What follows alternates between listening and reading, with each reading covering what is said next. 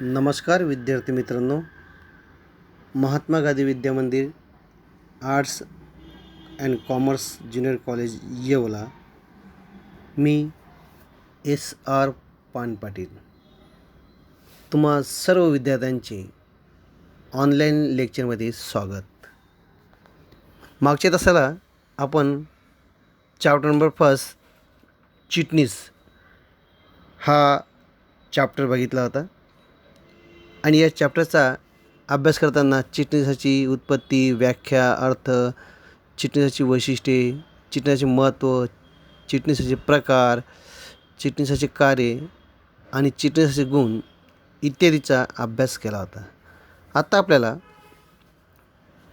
चिटणीसाची कार्यपद्धती या इयत्ता 11वी कॉमर्सच्या पुस्तकातून सेकंड चॅप्टर म्हणजे प्रकरण 2 संयुक्त भांडवली संस्था याचा आपल्याला अभ्यास करायचा आहे. चला तर मग बघूया संयुक्त भांडवली संस्था म्हणजे काय. इंग्लंडमध्ये साधारणतः 1760 साली औद्योगिक क्रांती झाली. औद्योगिक क्रांतीपूर्वी वस्तूचे उत्पादन अत्यंत मर्यादित स्वरूपाचे होते व वितरणही मर्यादित स्वरूपात होते. औद्योगिक क्रांतीमुळे उद्योग व वाणिज्य क्षेत्रात आमूलाग्र बदल झाला. वस्तूचे उत्पादन यंत्राच्या साहाय्याने मोठ्या प्रमाणावर होऊ लागले, तसेच ते मागणीपूर्व होऊ लागले. त्यामुळे मर्यादित म्हणजे स्थानिक बाजारपेठेचे रूपांतर विभागीय, राष्ट्रीय आणि आंतरराष्ट्रीय बाजारपेठेत झाले. औद्योगिक क्रांतीमुळे वाहतूक व दळणवळण क्षेत्रात आमूलाग्र बदल झाला. त्यातूनच मोठ्या प्रमाणावर उद्योगामध्ये आमूलाग्र बदल झाले. गृहउद्योगाची जागा आधुनिक कारखान्यांनी घेतली. यामुळे मोठ्या प्रमाणावर उत्पादन सुरू झाले. याकरिता प्रचंड भांडवल, अवजड यंत्रे व व्यावसायिक व्यवस्थापन याची गरज निर्माण झाली. या सर्व गोष्टींची पूर्तता करण्याची क्षमता व्यक्तिगत व्यापारी संस्था किंवा भागीदारीत नव्हती. याचा परिणाम म्हणून एक नवीन संघटना अस्तित्वात आली, ती म्हणजे संयुक्त भांडवली संस्था होय. व्यवसाय संघटनेचा हा सर्वात उत्कृष्ट प्रकार आहे. आज सर्व जगामध्ये या संघटनेचा प्रकार लोकप्रिय आहे. शिवाय व्यवसाय करण्यासाठी याचा महत्त्वाचा वापर केला जाऊ शकतो. साधारणतः संयुक्त भांडवली संस्था म्हणजे कंपनी होय. आता प्रामुख्याने व्यवसायाची उत्क्रांती हा जो टॉपिक आहे हा स्वयं अध्ययनासाठी तुम्हाला बघावा लागणार आहे. तरीसुद्धा एक धावता आढावा म्हणून आपण सहज कंपनीच्या बाबतीत तिची निर्मिती कशी झाली, का कोणत्या कारणास्तव झाली, त्यासाठी आपण या धावता आढावा घेणार. त्यामध्ये एकल व्यापारी, संयुक्त हिंदू कुटुंब संस्था, भागीदारी संस्था, मर्यादित दायित्व भागीदारी संस्था, सहकारी संस्था आणि त्यानंतर कंपनीची निर्मिती झाली. कंपनी म्हणजे संयुक्त भांडवली संस्था होय. संयुक्त भांडवली संस्था म्हणजे समान हेतू असलेल्या अनेक व्यक्तींचे संघटन होय. म्हणजे ज्या व्यक्तीचा उद्देश एकच आहे, समान हेतू आहे, अशा व्यक्ती एकत्र येऊन जी संघटना निर्माण करतात ती ऐच्छिक संघटना आहे. प्रामुख्याने व्यवसाय, धर्मादाय, संशोधन, खेळ, कला, मनोरंजन असे कोणत्याही स्वरूपाचे उद्दिष्ट या संघटनेसमोर असू शकते, परंतु या संघटनेचा अर्थ नफा मिळवण्यासाठी व्यवसाय संघटना असा केला जाऊ शकतो. आपण संयुक्त भांडवली संस्थासाठी मोठ्या प्रमाणात भांडवल लागतं आणि हे भांडवल असंख्य व्यक्तींकडून भागांची विक्री करून गोळा केले जाते आणि या संस्थेला जो नफा मिळतो तो भागधारकांना वाटून दिला जात असतो. भाग म्हणजे शेअर्स. भांडवलातील सर्वात लहानाचा जो हिस्सा असतो त्याला आपण भांडवल असे म्हणतो आणि शेअर्स असे म्हणतो. आणि या शेअरच्या माध्यमातून आपण हे पैसे जमा करतो. थेंबे थेंबे तळे साचे असे एक म्हण आहे. त्याच पद्धतीने एक एक शेअर्स जमा करून भरपूर प्रमाणात मोठ्या प्रमाणात भांडवल उभं राहू शकतं. आणि म्हणून असंख्य व्यक्तींकडून भागांची विक्री करून हे भांडवल गोळा केलं जाऊ शकतं. कंपनी मोठ्या प्रमाणावर भांडवल उभारणी करू शकते. हे भांडवल समान व निश्चित मूल्य असलेल्या अंशात विभागले जाते. या अंशास भाग म्हणून संबोधले जाते. असे भाग विकत घेणाऱ्या व्यक्तींना भागधारक असे म्हणतात. शेअरहोल्डर्स. भागधारक हे कंपनीचे अंशतः मालक किंवा सभासद असतात. कंपनीच्या सभासदांची संख्या ही असंख्य असते आणि सतत ती बदलणारी असते. भाग हस्तांतरणामुळे म्हणजे शेअर ट्रान्सफर. त्यामुळे कंपनीचे दैनंदिन कामकाज पाहण्यासाठी भागधारक आपले प्रतिनिधी निवडतात. त्यांना संचालक मंडळ असे म्हणतात. कंपनीच्या नफ्यातील हिस्सा भागधारकांमध्ये वाटला जातो. त्यास लाभांश असे म्हणतात. म्हणजे आपण जो कंपनीला नफा झाला त्यातील काही भाग हा त्या संबंधित भागधारकांना वाटप केला जातो. त्याला लाभांश असे म्हणतात. आता कंपनीची व्याख्या, डेफिनेशन.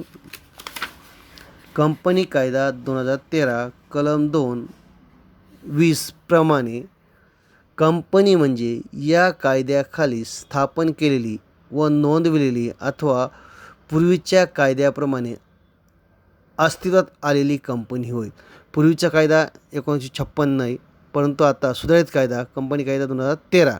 म्हणून कंपनी कायदा 2013 कलम 2(20) प्रमाणे कंपनी म्हणजे या कायद्याखाली स्थापन झालेली म्हणजे 2013 व नोंदविलेली अथवा पूर्वीच्या कायद्याप्रमाणे अस्तित्वात असलेली कंपनी होय. प्राध्यापक हाने यांनी सुद्धा एक व्याख्या केली आहे. ती व्याख्या बघूया. कंपनी म्हणजे नफा मिळवण्याच्या उद्देशाने एकत्र आलेल्या व्यक्तींची ऐच्छिक संघटना असून या संघटनेचे भांडवल हस्तांतरण भागांमध्ये विभागलेले असते आणि सभासदांसाठी कंपनीची मालकी मिळण्याची अट असते. वरील व्याख्येचा जर विचार केला, कंपनी म्हणजे कायद्यानुसार नोंदणी झालेली व कायद्यानेच निर्माण केलेली कृत्रिम व्यक्ती म्हणून जिला स्वतःचे नाव व स्वतःची नाममुद्रा आहे, जिला चिरंतन काळ अस्तित्व आहे व तिच्या सभासदांची जबाबदारी मर्यादित आहे अशी संस्था होय. म्हणजे कंपनीच्या व्याख्येला आपल्याला एक लक्षात येईल, कंपनी एक कृत्रिम व्यक्ती आहे. त्या कृत्रिम व्यक्तीने तिला स्वतःचं नाव आणि नाममुद्रा आहे, ज्याला आपण बोधचिन्ह असं म्हणतो, आणि जिला चिरंतन काळ अस्तित्व आहे म्हणजे ती बऱ्याच वेळ काळापर्यंत चालू असू शकते आणि तिच्या सभासदांची जबाबदारी मर्यादित आहे. म्हणजेच मर्यादित आणि अमर्यादित. ज्याला मर्यादा नाही अशी अमर्यादित. म्हणजे फॉर एक्झाम्पल बघितलं की एखाद्या व्यक्तीने एखाद्याकडून एकल व्यापारी जबाबदारी अमर्यादित आहे. म्हणजे कसं आहे, त्याने जेवढे कर्ज घेतलं त्याला ते फेडावं लागतं. ते कर्ज फेडण्यासाठी वेळप्रसंगी त्याला त्याची वैयक्तिक मालमत्ता विकावी लागते. परंतु ह्या कंपनीमध्ये जर नुकसान झालं तर जेवढे भाग घेतले असेल तेवढ्याच भागापुरती त्याची जबाबदारी मर्यादित असते. म्हणजे एक भाग जर 100 रुपयाचा घेतला असेल तर त्याला त्याची जबाबदारी 100 रुपये एवढीच जबाबदारी असते. तिला आपण कंपनी असे म्हणतो. आता चला तर मग कंपनीची वैशिष्ट्ये आपण बघूया. कंपनीची वैशिष्ट्ये, पहिले आहे ऐच्छिक संघटना. संयुक्त भांडवल संस्था ही अनेक व्यक्तींनी एकत्र येऊन निर्माण केलेली ऐच्छिक संघटना आहे. तसेच तिचे सभासदत्व सर्व जाती धर्मासाठी खुले आहे. म्हणजे यामध्ये जात पंथ वंश असा भेदभाव पाळला जात नाही. ज्यांची भाग घेण्याची क्षमता आहे त्या व्यक्ती कोणत्याही समाजाचे असो ते एकत्र येऊन ही संघटना निर्माण करू शकतात. कंपनीच्या नियमावलीच्या अधीन राहून कंपनी कोणत्याही व्यक्तीस सभासद होण्यासाठी किंवा सभासदत्व सोडून जाण्यासाठी सक्ती करत नाही, कारण कंपनीचे सभासद ऐच्छिक असतात. म्हणून कंपनीची नियमावली म्हणजे काय की कंपनीच्या दैनंदिन व्यवस्थापनासाठी तयार करण्यात आलेले नियम म्हणजेच नियमावली होय. त्यामुळे ऐच्छिक असल्यामुळे सभासद होणे किंवा सोडून जाणे यासाठी सक्ती करत नाही. त्यांच्या मनानुसार त्यांना वाटलं तर ते सभासदत्व सोडून जाऊ शकतात. दुसरे, नोंदणीकृत संस्था. संयुक्त भांडवली संस्था ही नोंदणीकृत संघटना आहे. तिची कंपनी कायद्यानुसार कंपनी नोंदणी अधिकाऱ्याकडे नोंदणी केली जाते. तिची नोंदणी करणे सक्तीचे असते, त्यामुळे तिला स्वतंत्र कायदेशीर दर्जा प्राप्त होतो. म्हणजे कंपनी कायदा 2013नुसार कंपनीची नोंदणी करणे हे गरजेचं आहे, सक्तीचे आहे. आणि नोंदणी केल्यानंतर तिला स्वतंत्र अस्तित्व प्राप्त होऊ शकतं. त्यानंतर स्वतंत्र कायदेशीर अस्तित्व. स्वतंत्र कायदेशीर अस्तित्व हे कंपनीचे असाधारण अशी वैशिष्ट्य आहे. संयुक्त भांडवली संस्थेला तिच्या भागधारकांपासून आणि संचालक मंडळापासून स्वतंत्र अस्तित्व लाभते. त्यामुळे कंपनी भागधारकांच्या नेहमी कृतीस जबाबदार नसते. तसेच कंपनीच्या कोणत्याही कृतीस भागधारकास जबाबदार धरले जात नाही. कंपनीस स्वतंत्र दर्जा मिळाल्यामुळे तिला सभासदांपासून वेगळे समजले जाते. म्हणजे काय, स्वतंत्र कायदेशीर अस्तित्व हे कंपनीचे एक असाधारण वैशिष्ट्य आहे. कंपनीला भागधारकांना पूर्णपणे स्वतंत्र व वेगळे कायदेशीर अस्तित्व दिले गेले आहे. कंपनीच्या नोंदणीमुळे एक स्वतंत्र अस्तित्व कंपनीला प्राप्त होते. कंपनीस स्वतंत्र दर्जा मिळाल्यामुळे तिच्या सभासदांवरती वेगळी समजली जाते. म्हणजे भागधारकांनी कोणतेही कामकाज केलं तर ते गृहीत नसून कंपनीच्या बाबतीत ते कंपनीलाच दर्जा दिल्यामुळे तो सभासदांपासून वेगळे समजले जाऊ शकते. तिसरे, ते नेक्स्ट, कृत्रिम व्यक्ती. कंपनी ही कायद्याने निर्माण केलेली व्यक्ती आहे.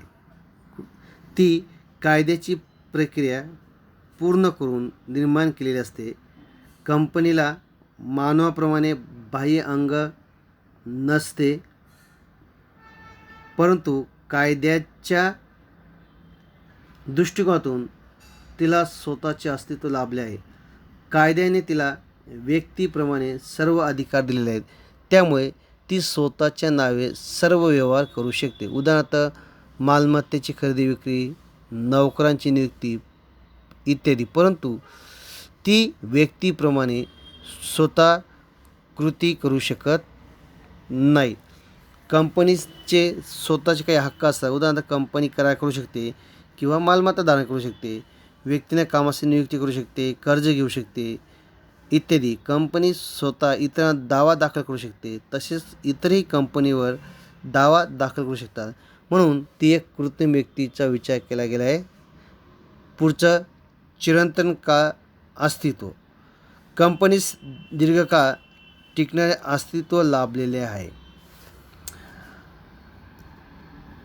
संयुक्त भांडवली संस्था ही कंपनी कायद्याप्रमाणे अस्तित्वात आल्यामुळे तिला चिरंतन अस्तित्व लाभलेले आहे. तिचे आयुष्य ठरलेले नाही. कायद्याने ती बंद झाल्यानंतर, म्हणजे व्यवहार जेव्हा बंद होतील तेव्हा तिचे अस्तित्व संपुष्टात येते. आता यालासुद्धा काही कारणं असतात.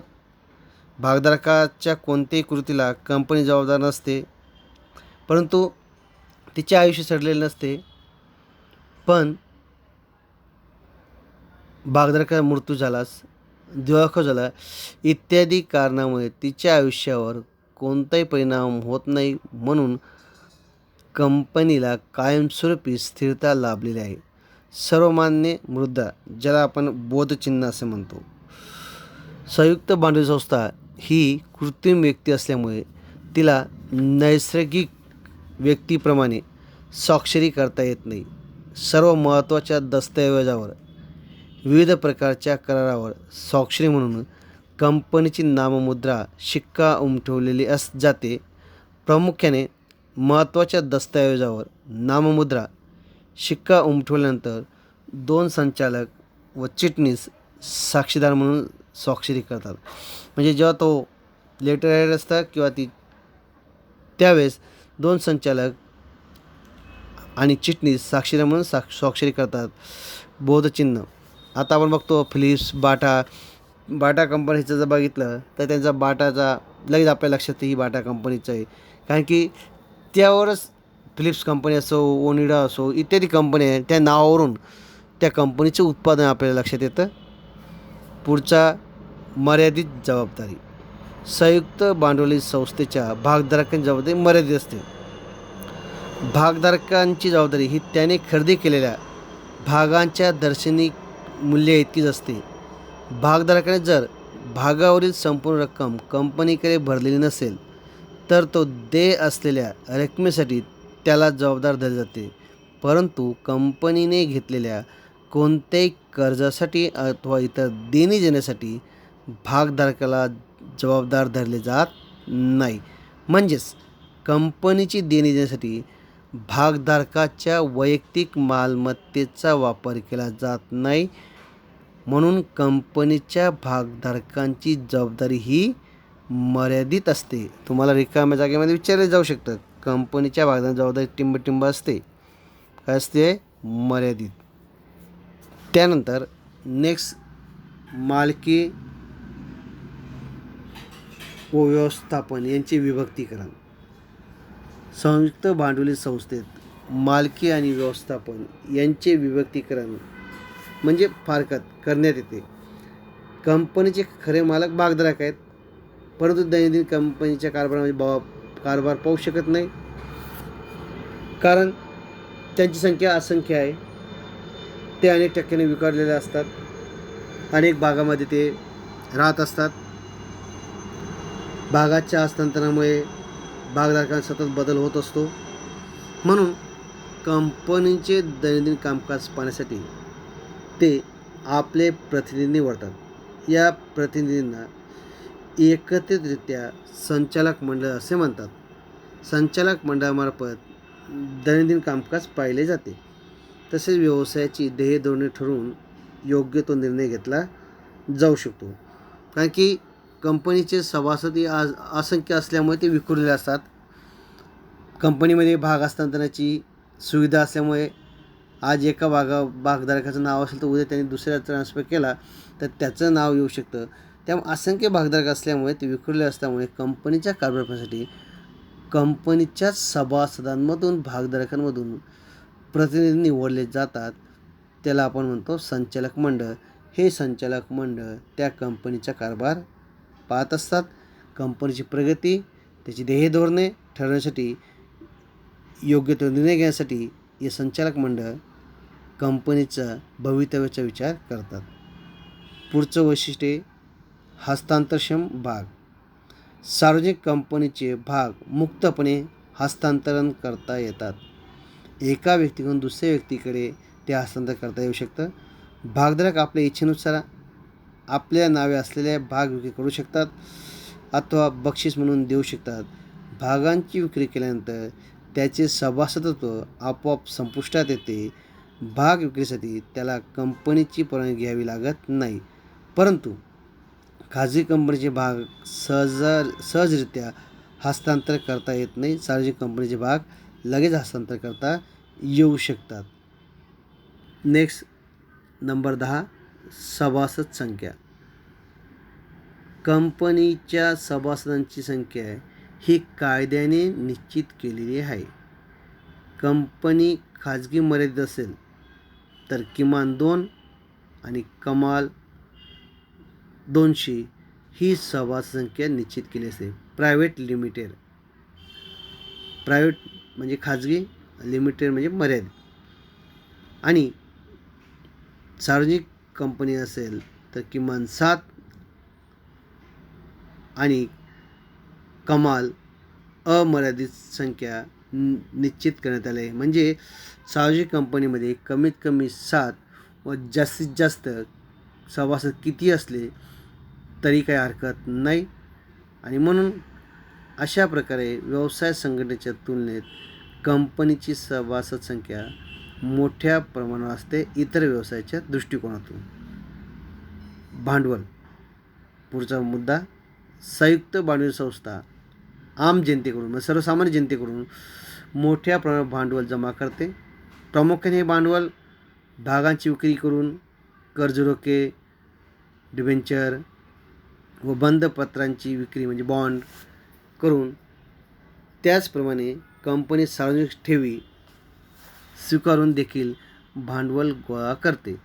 याचबरोबर बँक आणि वित्तीय पुरवठा करणाऱ्या संस्थांकडून देखील कर्ज रूपाने भांडवलाची उभारणी करते. थोडक्यात कंपनीचे भाग असंख्य व्यक्तींकडून खरेदी केले जात असल्यामुळे आपोआपच मोठ्या भांडवलाची उभारणी होण्यास मदत होऊ शकते.